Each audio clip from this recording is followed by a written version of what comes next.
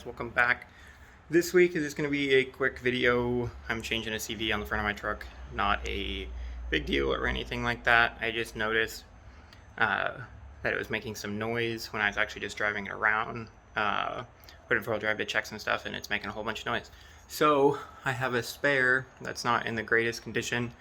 I need to buy 2 new CVs and swap my 2 spares to swap my 2 of my shafts to those, put those in the truck, and then keep my 3rd good one for a spare.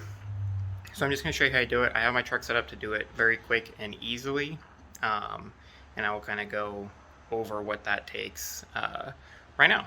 So let me get some stuff out and I'll show you what I use, and I'll show you why on my rig it's pretty easy to do. Basically jack it up, throw it on a stand.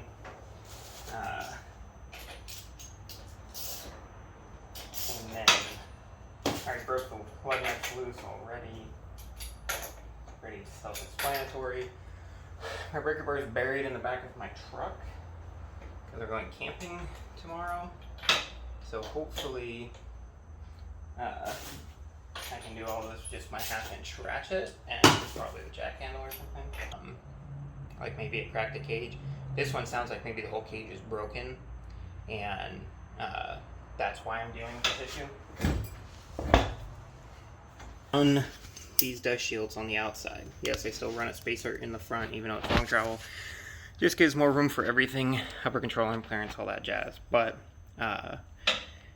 this, I don't run this dust shield here for a couple reasons. One, you put a hole in it every single time you take it off, unless you spend like 10 minutes getting it to come off.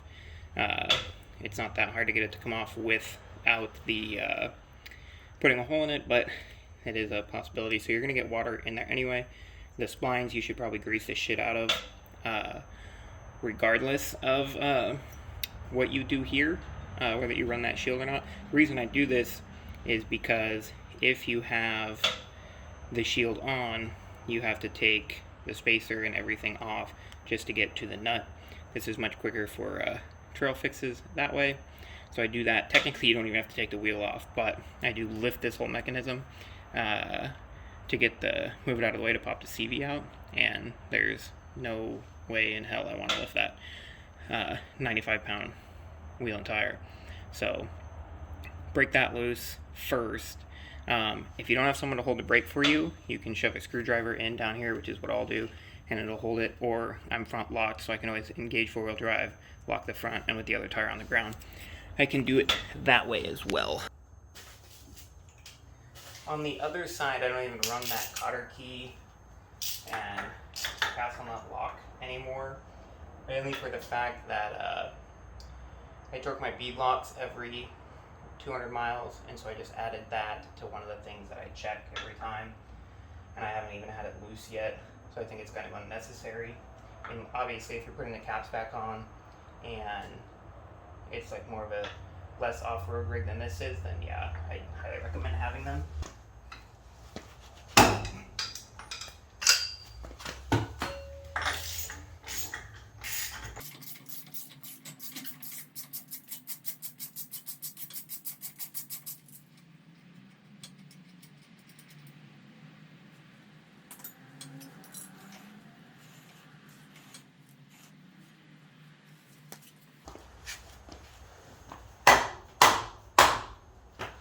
One thing that I do, as you just saw, before I unbolt the lower control arm, I always hit that first. There's plenty of plunge in the CV, and getting it broke free of the splines before you take that bottom off is much easier.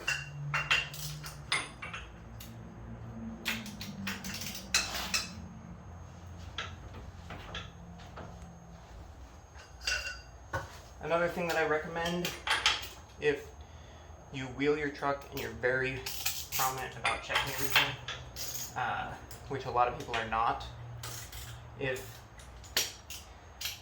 factory says to Loctite these in, I do not recommend that, and that could be somewhat controversial.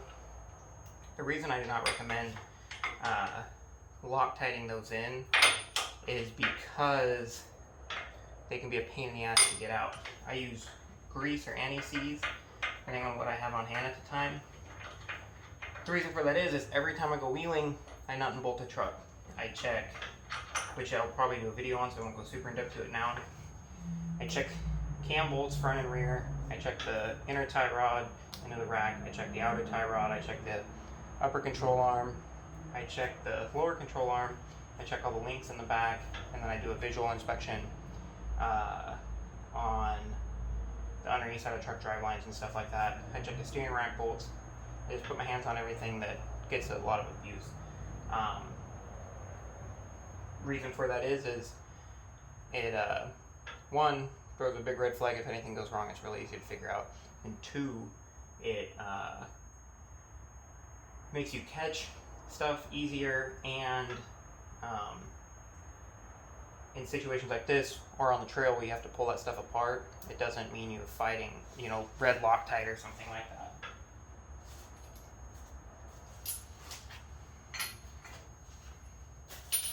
Now I just pull this away like this.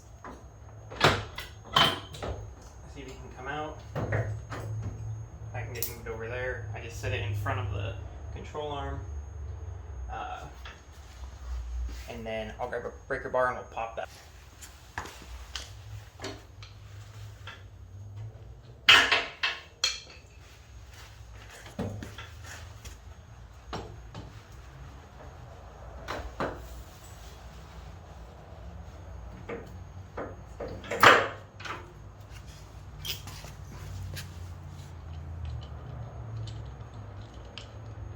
Oh yeah, you can hear this one.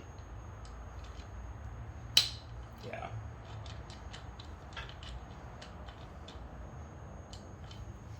Yeah, this one's actually pretty bad.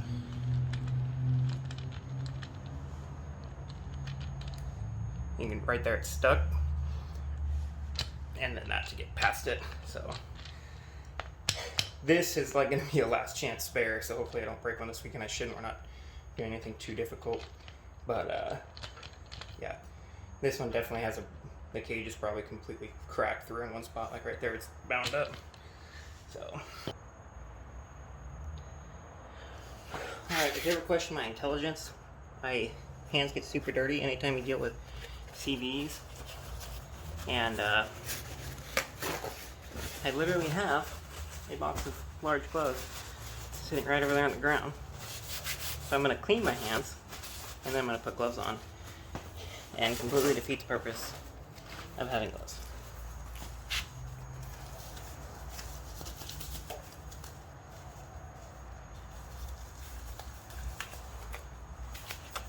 This is what it should feel like. You can see plenty, just fine. Right there is a little bit of a hitch in it. Grab this Johnny. You can actually hear it. This cage might actually be fully broken. Yeah, it's pretty bad. I'll throw it in there for a spare this weekend, and I'll get on replacing one of those. Now, putting CVs in, you can use this joint as basically a slide hammer. So, what I do, pull the paper towel out, push the joint in, but hold the shaft out. Once it gets in the spline, I just knock it with the shaft, and it usually will pop right in.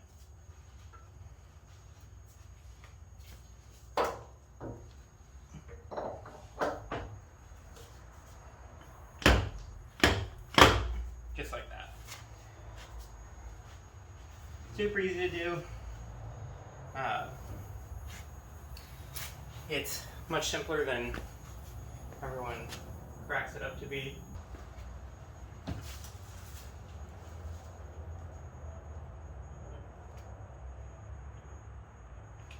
That's just Lucas Red and Tacky, a couple little pumps of that on there. Spread it all around.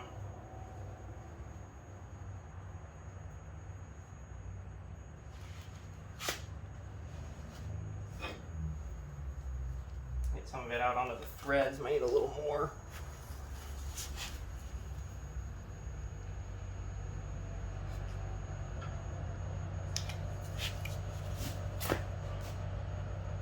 The threads you don't have to get all the way around because the nut will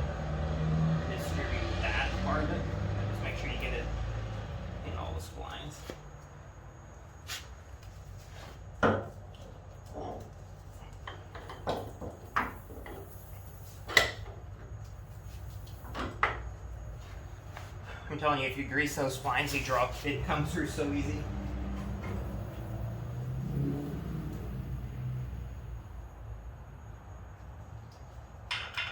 These can be a little bit of a pain in the ass to line up.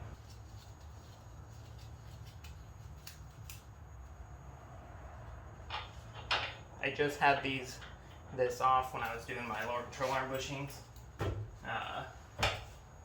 and so they got fresh grease on them already.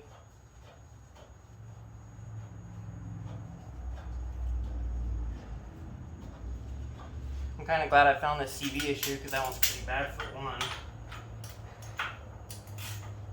I had to have done it in the snow a couple weeks ago, and that snowplow video, which you guys should go check out.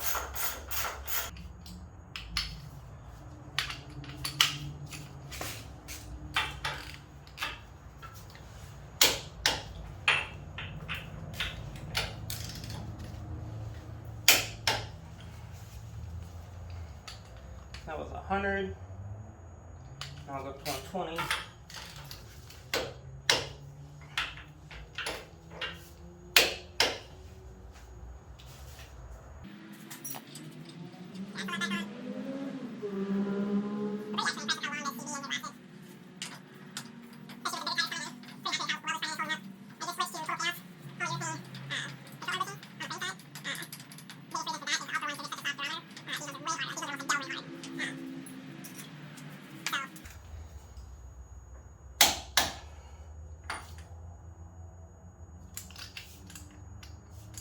This I do follow factory torque spec on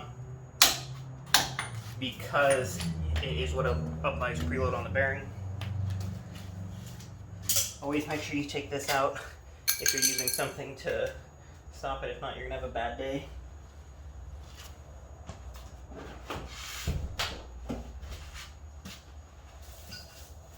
Alright guys, so that is it. It's not super hard to do. It's pretty easy. I'm gonna drop this down, torque the wheel on, and we'll be off to the races. Total time was from the truck jacked up to this wheel going on was 18 minutes. So it's literally does not take that long to do. Again, with a little bit of maintenance and stuff that I do, I think it makes it a little bit easier time-wise and stuff. And they don't always pop out of the diff that easy. I've always had pretty good luck. I do use an ARB carrier, so that does make it a little bit easier on this side. On that side, it's still the same as factory because of the EDD tube.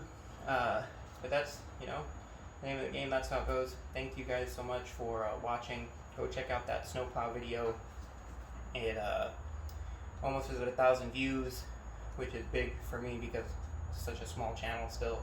And then if you haven't subscribed, please do. I really want to make it to 1,000 subscribers before the end of this year. We're at 400 now.